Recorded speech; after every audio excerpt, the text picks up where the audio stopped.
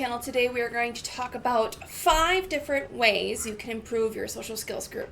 Let's get started.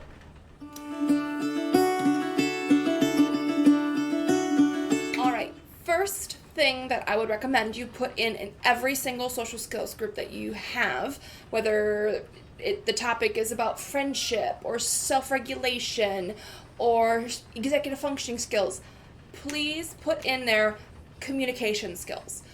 If a student is not able to either communicate verbally, non-verbally to you what their needs are because they are so dysregulated or they don't have the vocabulary to ask for you, they are never going to get there. So you need to teach them those skills. So if that's prompting, visuals, fill in prompts for the kids to practice, and giving them those situations for them to practice them in is exactly what is a perfect social skills lesson. And I cannot tell you how many countless games we play just to make sure we have those skills packed down to practice.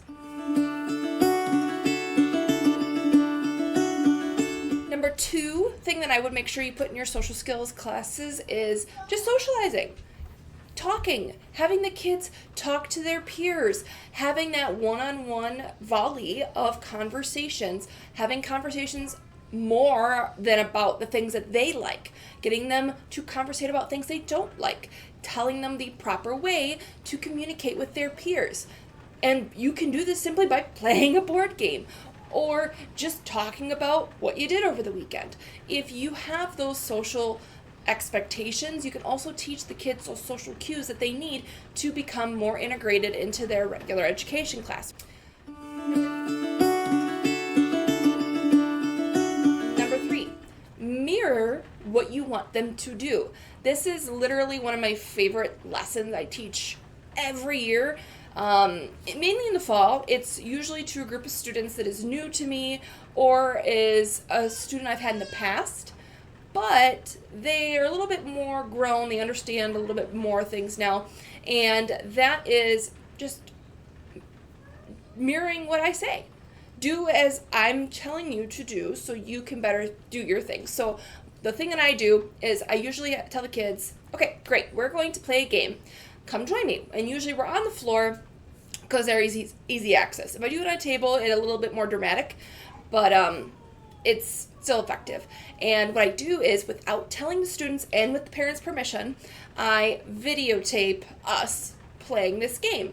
And a lot of the times it's a game where kids often might get frustrated, like Memory, Connect 4, or Candyland, those very simple games that kids may be losing in Chutes and Ladders, stuff like that.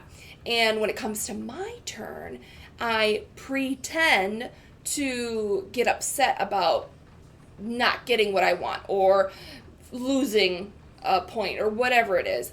And I go above and beyond the unexpected behavior. I'll push the game out of the way. I'll fall to the ground. I'll yell, "This isn't fair!" Essentially mirroring what the students often do. And the kids are flabbergasted. They're actually very confused on why I'm acting this way. And then they will tell me how to calm myself down in the process. "Oh, no, it's okay, Miss Buxton. Just take a deep breath. Do you need to take a break? It's going to be okay. You'll get another turn. We just started this." And I'll continue to do this for about 15 minutes because usually my social skills groups are about 20 to 30 minutes long. And then the last bit of it, I snap back into teacher mode and go, "Hey, guess what? I was faking it. What was I doing? I was doing unexpected behavior. And you guys noticed that immediately. How did I look? Did you feel comfortable with that?"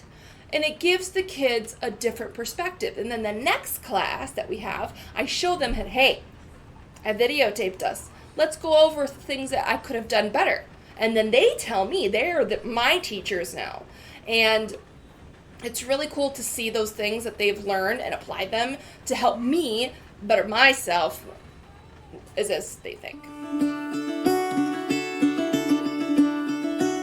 Number 4 is read a lot. I think every single social skills class that I have, we do a read aloud. And it is fun because you get to read different books, and some of the books you do read aren't your typical social skills book. One of my favorite books to read is called Up the Creek, and it's about a moose, a badger, and a beaver. And they're three best friends, and they cannot seem to disagree respectfully, and it causes them chaos, and it leaves them in a heap of trouble. My students love that book, and I use it to introduce perspective taking, and it's amazing. Same thing with Duck or Rabbit. That's another book. Look that up. That's a fun book. Read something, or do meditation practices where they're listening to something so they can take it all in, because most kids can't be lectured to. They need something to interact with. So when you're reading a book, you do an interactive read aloud, they're more invested. They're actually communicating with you and being a part of their learning and their conversation that you're trying to help them with.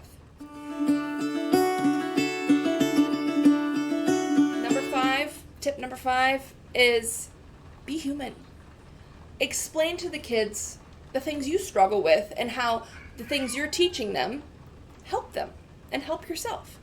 I teach those kids that perseverance helped me get through one of the toughest races of my life.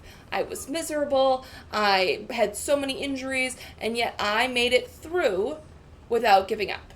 Or I got so frustrated because there were so many things going on at once that my brain was overloaded and I needed a break. So that was why I was in my reset zone, or my safe space in my classroom. And we were going to actually have our lesson in there today. So we are humans too. We have to show that to our students. So we walk the walk, essentially, and we're actually just not telling them to do things to tell them to do things because they're bad when they're not actually bad. But you get what I'm saying. Model them what you want them to do, and they will slowly do it. I've seen it happen time and time again, and it is amazing. Put down in the comments below any other tips and tricks you think are essential in daily or bi-daily social skills group that you have coming up this brand new school year. And as always, guys, have a wonderful rest of your day.